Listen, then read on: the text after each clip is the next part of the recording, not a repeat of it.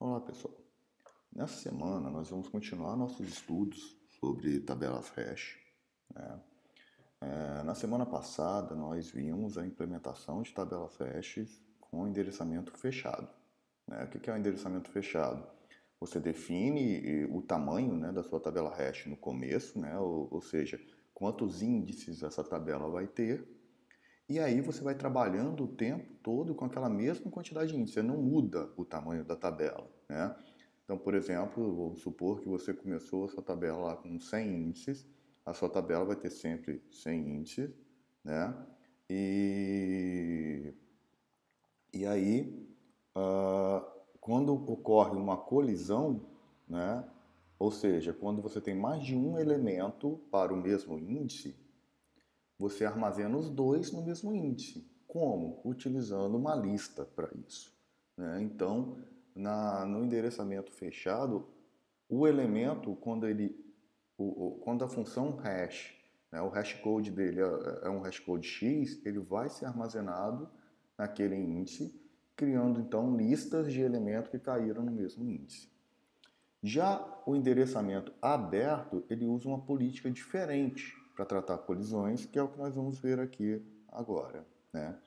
Nós temos dois tipos de endereçamento aberto, né?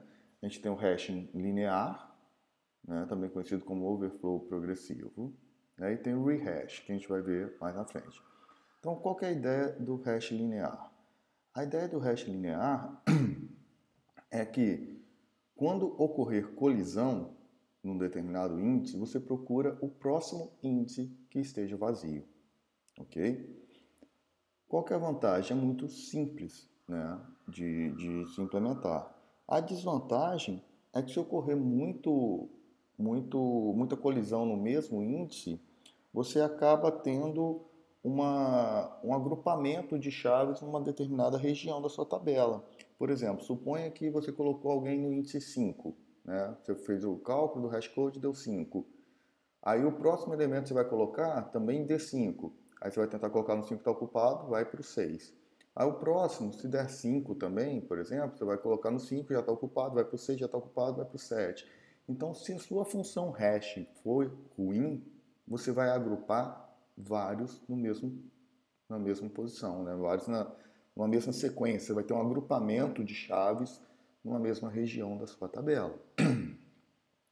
Assim como acontece no endereçamento fechado, né? Endereçamento fechado, se a função for ruim, vai jogar vários no mesmo índice, e aí você vai ter uma lista muito grande, né, naquela. Mas a gente vai ver que uma ideia para tentar contornar isso é fazer o rehash, que é a próxima que a gente vai olhar, ok? Então vamos entender primeiro como que é o linear aberto. Então, no linear aberto, vamos dar um exemplo. Vamos supor que nós tenhamos essa nossa hash aqui, nossa hash de tamanho 8, né? Ela já está com esses elementos aqui, ok? Por exemplo, o 11. Por que o 11 veio parar no índice 3? Porque o resto da divisão inteira de 11 por 8 é 3.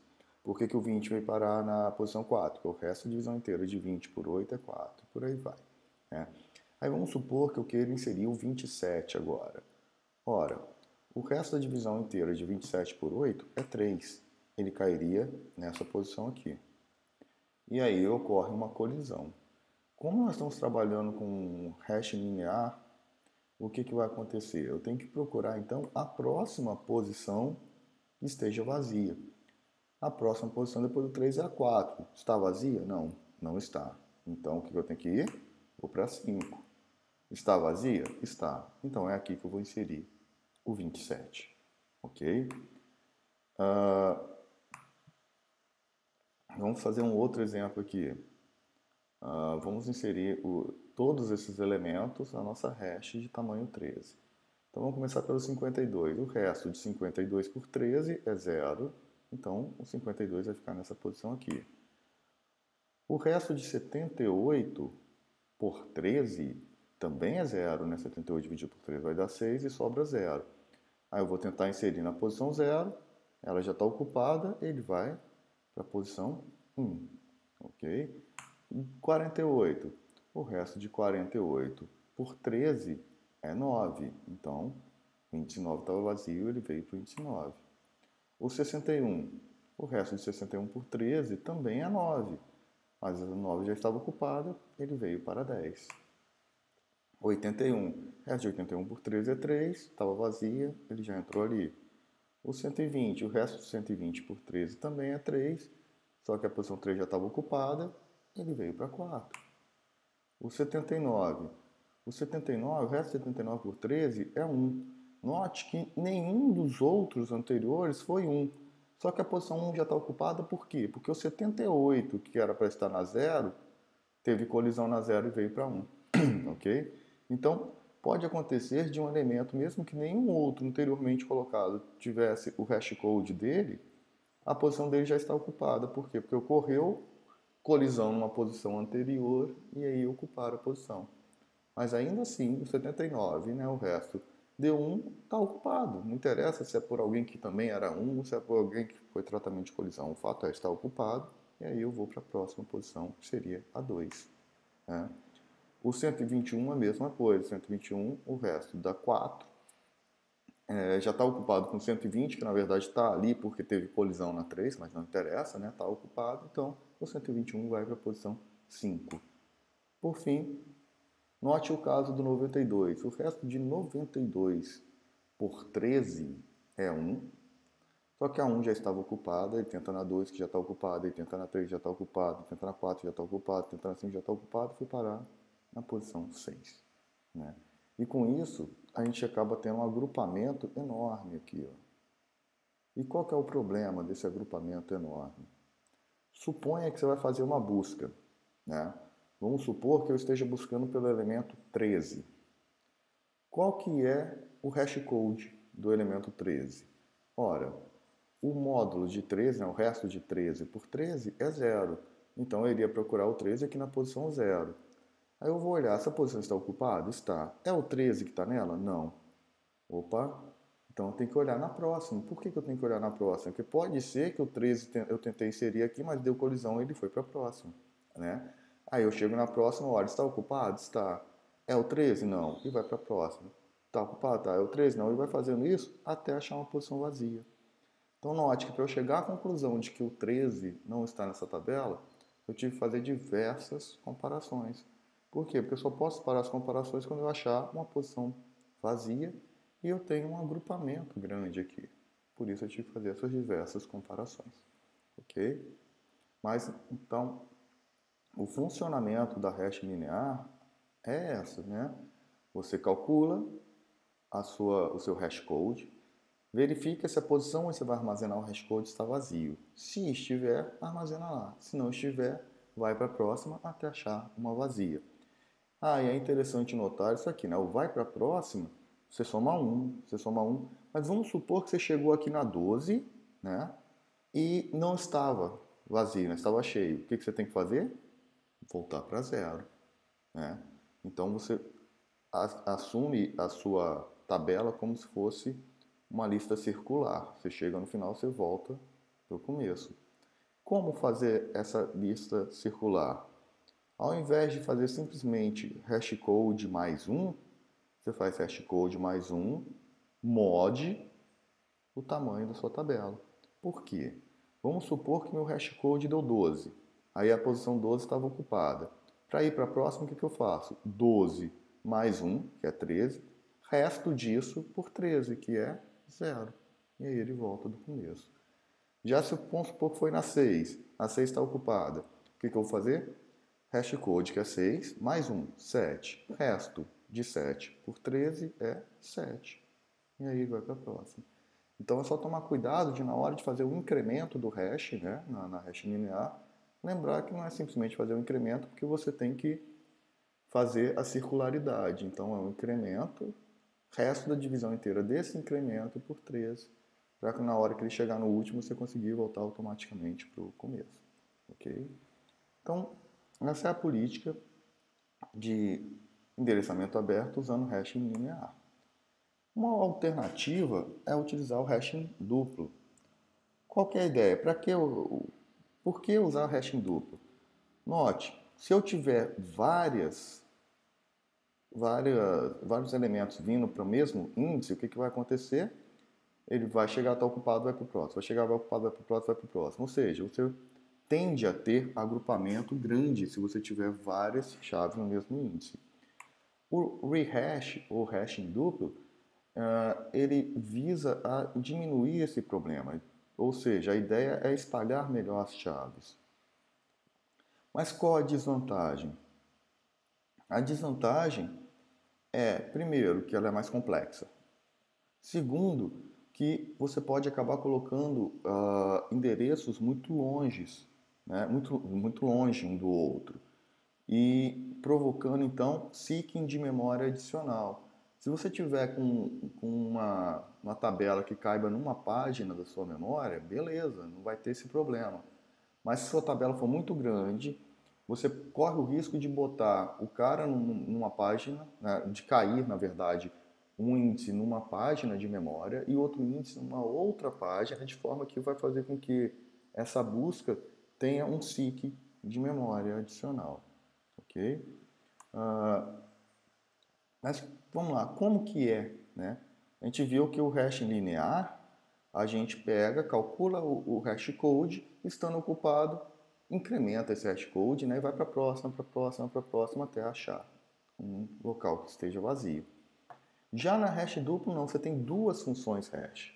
A primeira função hash, que é para calcular o hash code inicial, e aí se essa posição estiver ocupada, você usa uma segunda função hash para calcular qual vai ser o incremento nesse hash code inicial. Ou seja, o incremento não é sempre somar 1. O incremento também é dado por uma função hash, que é diferente da primeira função hash que você utilizou para achar o hash code inicial. Com isso, você aumenta a aleatoriedade, né, na sua distribuição de chaves. Então, por exemplo, vamos continuar usando para o primeiro cálculo, né, para o cálculo de hash, o resto da divisão inteira. E aí, caso haja colisão, para calcular o incremento, nós vamos utilizar isso aqui, ó, o resto da divisão inteira, mas por n menos 1, ao invés de fazer o resto da divisão inteira por n, a gente vai fazer o resto da divisão inteira por n menos 1 e vai somar 1 a esse índice. E aí, então, o hash, no final das contas, vai ser o quê? Esse primeiro que eu tinha calculado, mais esse incremento que eu calculei aqui, o módulo da divisão inteira disso aqui por n. Do mesmo jeito que lá na hash linear eu falei para vocês, olha, a estratégia é sempre incrementar, né? Sempre somar 1. Mas qual é o problema? O problema é que quando você chega no final, você tem que voltar para o índice 0. Para fazer essa circularidade, o que nós fizemos? Nós somamos 1 e fazemos o resto da divisão inteira por n. A mesma coisa vai ser aqui. Né? Você tem o seu hash code calculado com a primeira função hash, estava ocupado, eu calculei um incremento com a segunda função hash, e aí o que eu vou fazer? O hash code inicial mais o meu incremento, o resto da divisão inteira disso por n. Esse resto da divisão inteira por n é simplesmente para fazer aquela circularidade, né, que a gente mostrou na hash linear também. Então vamos lá, vamos a um exemplo. Vamos supor que nós tenhamos aqui na nossa tabela esses elementos já armazenados e eu quero armazenar o 27. Ora, a minha hash é tamanho 8. A minha função hash inicial é o resto da divisão inteira por 8. Então, 27 resto de divisão inteira de 27 por 8 é 3. Seria nessa posição aqui. Só que essa posição está ocupada. O que eu vou fazer? Ao contrário do hash linear, que era simplesmente somar 1 aqui e ir para o próximo, né? Que aí ele veria que aqui está ocupado também, vai para o próximo, enfim. Aqui não, aqui eu vou calcular um incremento usando a minha segunda função hash, que é 1 mais o módulo do elemento por n menos 1. Então, o meu incremento neste caso vai ser quanto? O meu incremento neste caso vai ser o resto de 27, 8 menos 1 é 7, né? Então, o resto de 27 por 7 vai dar, então, 7 vezes 3, né? 21, não é isso? E sobra 5. Na verdade, sobra 6, está errado aqui. Desculpem, tá? vamos lá, o resto de 27 por 7, 27 dividido por 7 vai dar 3. 3 vezes 7, 21. O resto de 27 por 7, então, é 27 menos 21, 6. Somado com 1, dá 7. Então, vamos lá, né? Continuando aqui, eu corrigi aqui, né, o erro. Então, o módulo, né, de 27, o resto da divisão inteira de 27 por 7 vai dar 6, somando 1, 7. Ou seja, o incremento que eu vou empregar, a minha chave hash normal, que era 3, é de 7. Então, eu vou fazer 3 mais 7, 10. O resto de 10 por 8 é 2. Então, o 27 vai ser inserido na posição 2. Beleza? Então, note, só recapitulando, o resto de 27 por 8 dava 3, seria nessa posição. A posição está ocupada, o que eu faço? Uso a minha segunda função hash para calcular o incremento, que no caso aqui foi 7.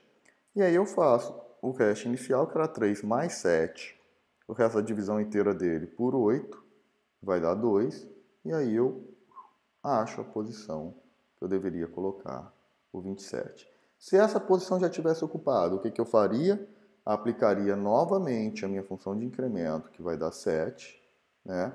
E aí eu faria 2 mais 7, que aí são 9, né? O resto disso por 8 é 1, e tentaria colocar na posição 1 e por aí vai, ok? Então, o que a gente nota? É uma maneira mais complexa, né, de fazer esse hash duplo. A vantagem é o fato de que, se você tiver muita gente caindo no mesmo índice, você não necessariamente forma um bloco aqui. Por exemplo, suponha que eu tivesse querendo colocar o elemento 19 aqui. Ora, resto de 19 por 8, né? 19 dividido por 8 vai dar 2, e o resto também é 3. Então, o 19 também cairia aqui. Só que na hora que for calcular a rehash, o resto de 19 por 7 vai dar 5, mais 1, 6. Então, o incremento que eu emprego ao 19 não é 7, é 6. Então, o 19, na segunda tentativa, é tentar colocar ele na posição 1. Né? Eu não ia fazer colisão com o 27. Já na hash linear, eu ia colidir com o 11, depois eu ia colidir com o 27 para depois achar um lugar vazio.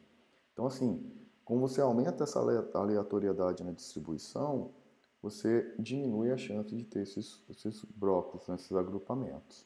Ok? Beleza. Vamos lá.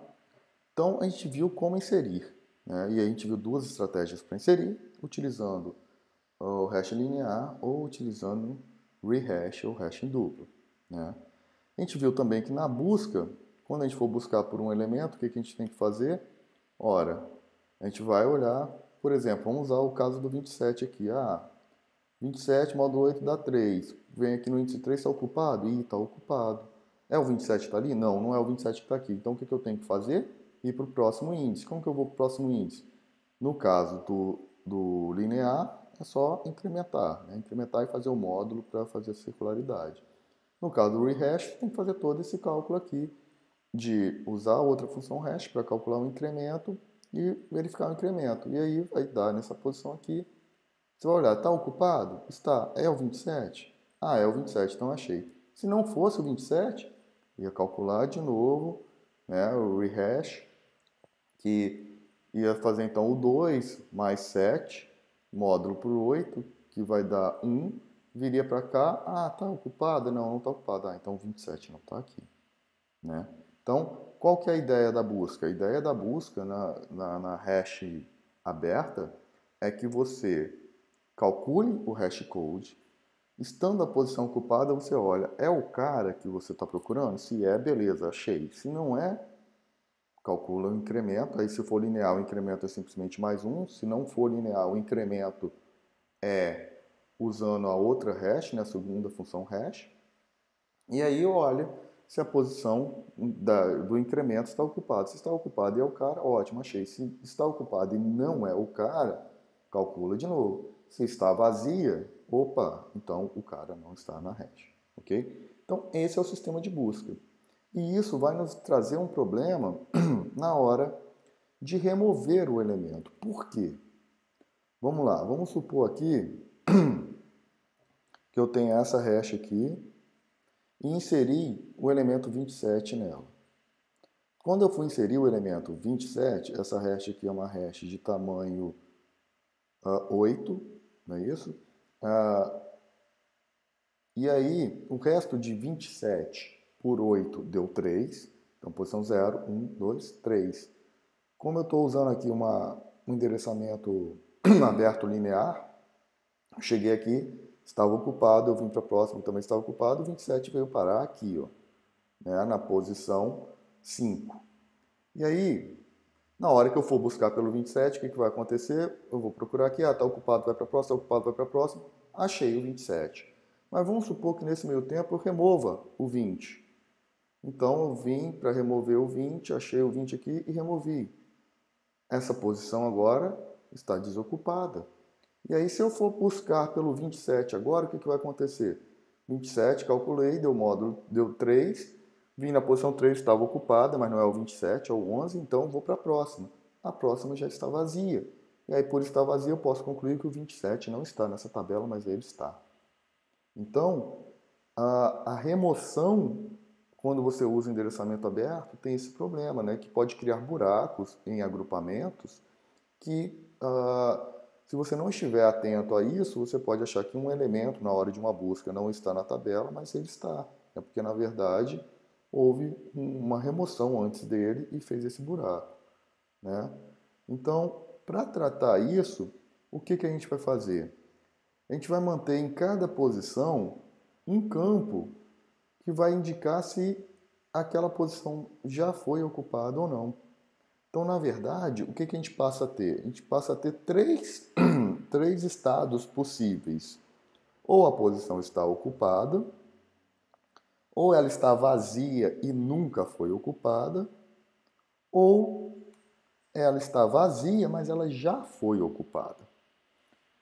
E aí o que vai acontecer? Na hora que eu for inserir um elemento, eu sempre vou inseri-lo ou numa posição que está vazia e nunca foi ocupada, ou numa que está vazia e já foi ocupada. Então, para a inserção, essa posição aqui ela é considerada como vazia. Por quê? Porque ela pode ser ocupada novamente. Mas na hora que eu vou fazer uma busca, essa posição aqui, ó, que está vazia, mas já foi ocupada, ela vai ser considerada como ocupada. Por quê? Porque pode ser que o elemento que eu estou procurando esteja depois dela, né? E, na verdade, ele foi para depois, porque na hora que ele foi inserido, ela estava ocupada, mas agora não está mais. Então, é importante a gente notar isso, né? Eu vou ter essa flag que vai marcar que a posição já foi utilizada. Para quê? Porque mesmo ela estando vazia, na busca, ela vai ser considerada como ocupada para que você não caia neste erro de achar, está vazia, então acabei a busca aqui e não achar o 27 que está depois.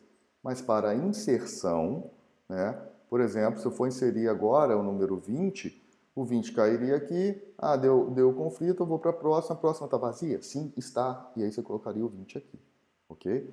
Então essa posição aqui, ela funciona com uma posição vazia na hora de inserir, ou seja, você pode ocupá-la, mas como uma posição ocupada na hora de fazer a busca, ou seja, você não vai parar a busca na hora que chegar nela, ok? Então o 27 caiu aqui, né, o índice, o hashcode dele era 3, aí eu olho, é o 27? Não, vai para a próxima.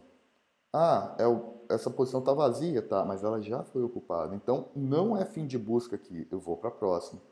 E aí, sim, é o 27? É o 27, então eu achei. Percebe? Então, é muito importante, na hora que a gente vai usar endereçamento aberto, a gente criar identificar esse status, né?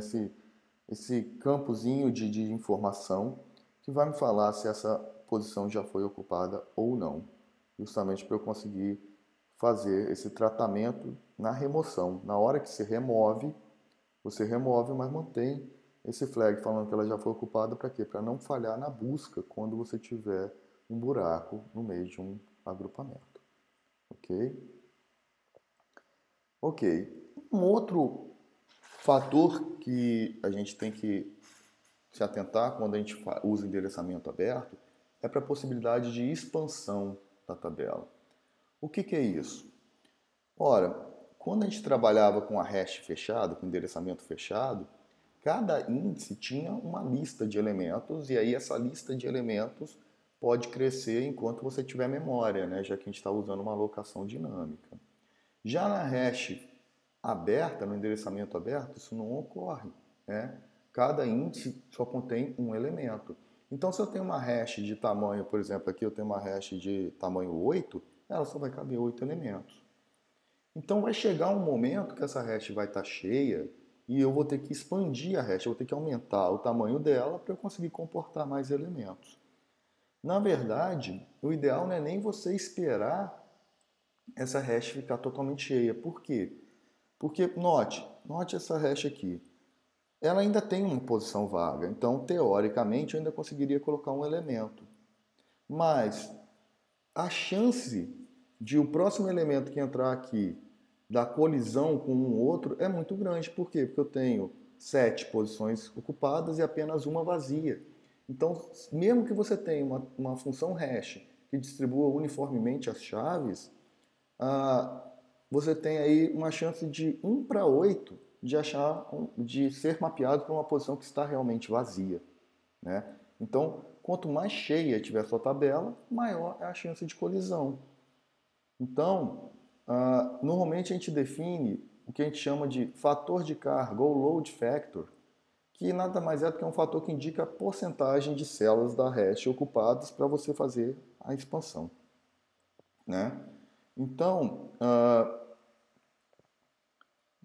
vamos supor que a gente esteja aqui com essa hash aqui.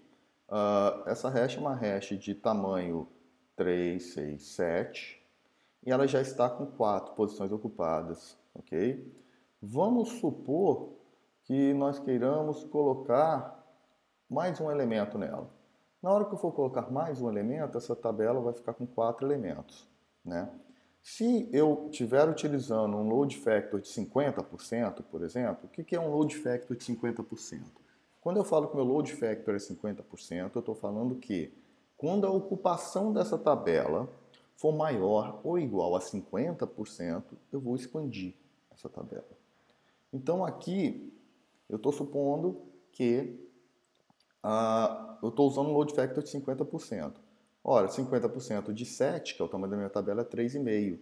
Mas a minha ocupação já está em 4. Opa, a ocupação então está maior do que o load factor, então é hora de expandir. Para expandir, você pode usar qualquer função. Você pode, por exemplo, vou expandir aumentando o tamanho da minha tabela de 100 em 100, por exemplo. A cada vez que expandir, eu faço uma 100 maior. Ou eu vou expandir sempre aumentando a minha tabela em 50%.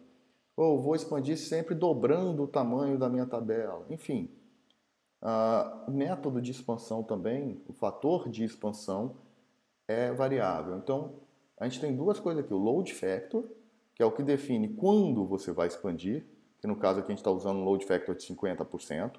Chegou em 50% de ocupação, eu vou expandir.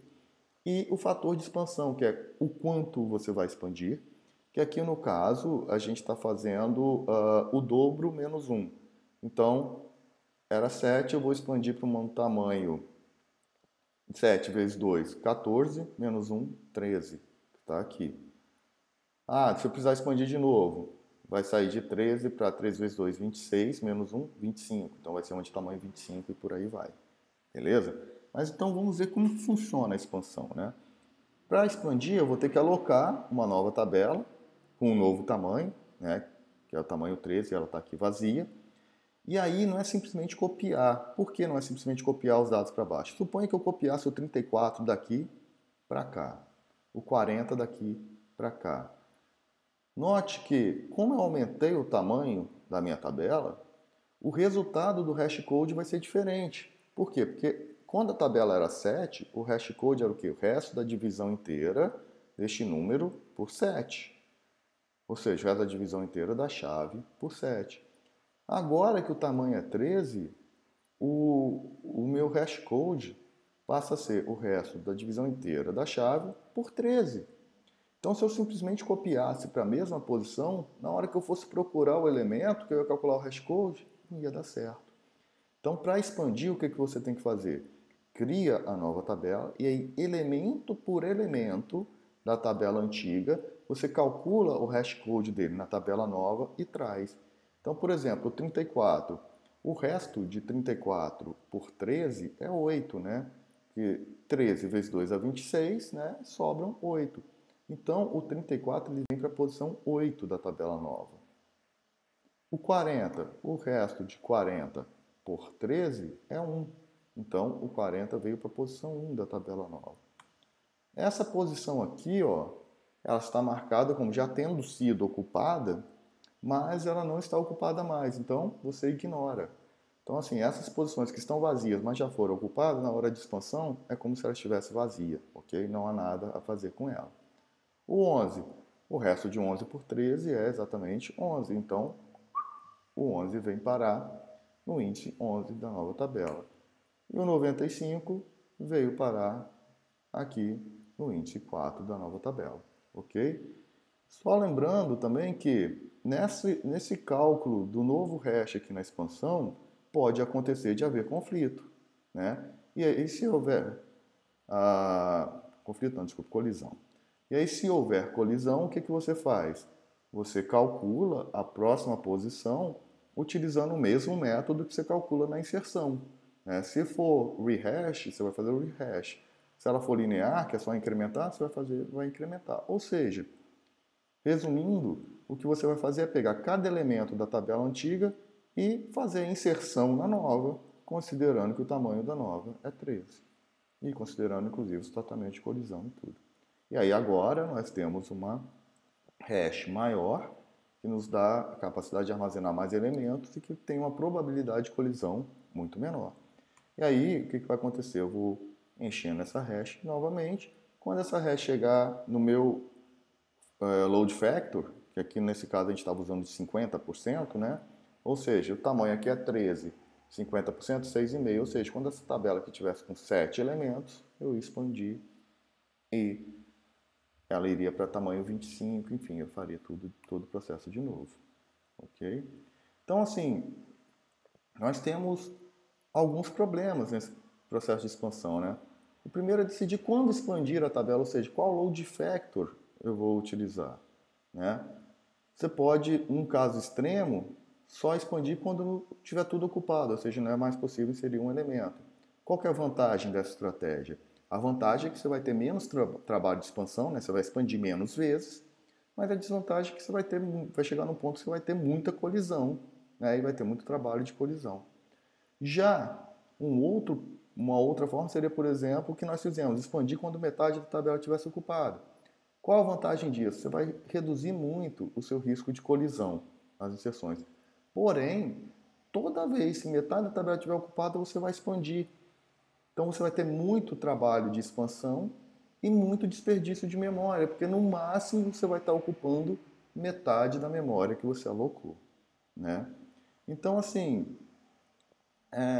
você tem que escolher um load factor que tente não ser tão ruim para as colisões quanto esse primeiro de esperar a tabela estar cheia e também não seja tão trabalhoso e com tanto desperdício de memória quanto, por exemplo, expandir quando a tabela estiver pela metade.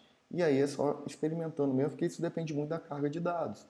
Por exemplo, se você tiver uma carga de dados e uma função hash que distribua de forma bem uniforme as chaves, ou seja uma função hash que vai te dar pouca colisão, você vai partir para uma abordagem mais para o lado da primeira, de tentar encher mais a hash. Por quê? Porque você já tem pouca colisão. Né? Já se você tiver uma função que está te dando muita colisão, pode ser melhor antecipar. Então, assim, é só com testes mesmos que você consegue achar qual que seria esse load factor, que seria esse meio termo ideal entre as duas. Né? Então, é necessário você escolher bem uma função hash, né? Ou seja, uma função hash para a sua massa de dados dê o mínimo de colisão possível, que ela distribua o mais uniformemente possível.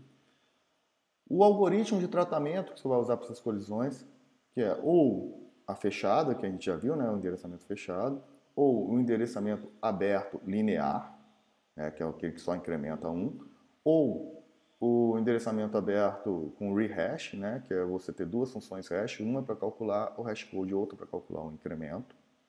Né? E decidir também qual o tamanho inicial da tabela e mais do que isso, qual o load factor e como você aumenta o tamanho da tabela. Então, são essas três não, no final viraram cinco fatores, né, que podem influenciar muito o desempenho da sua tabela hash. Né? Então, você tem qual é a sua função hash, como você está tratando colisão. No caso de você estar tratando colisão com endereçamento aberto, qual o tamanho inicial da sua tabela, qual o hashcode, qual o load factor que você está usando e qual o fator de expansão, né, como você expande a tabela. Então, esses 5 parâmetros são muito importantes para você ter um bom desempenho na hash. Né? Muitas vezes, quando você não consegue definir eficientemente esses parâmetros, uma árvore balanceada, né, por exemplo, uma árvore AVL, vai ser melhor, vai ter melhor desempenho do que a hash, ok? E é exatamente isso que a gente vai ver no próximo assunto, que é a árvore AVL, ok? Então é isso, pessoal. Para essa semana, a gente tem o trabalho de implementação, né, de hash aberta, né? Mas antes de começar a implementar, é muito importante que vocês tenham assimilado essa teoria, né, do que é uma hash aberta, que você tenha linear, que você tenha com rehash, que é necessário fazer expansão, como fazer expansão, que você tem o load factor, que vai definir em que momento fazer expansão, né? Enfim. Então, primeiro ponto é internalizem essa teoria, né? Os slides estão disponíveis lá, a aula está disponível para você rever quantas vezes necessário. Mandem as dúvidas sempre que tiverem. E aí, beleza, entendi como é que é, aí sim partam para a implementação. Ok? Então é isso, pessoal. Bons estudos e cuidem-se.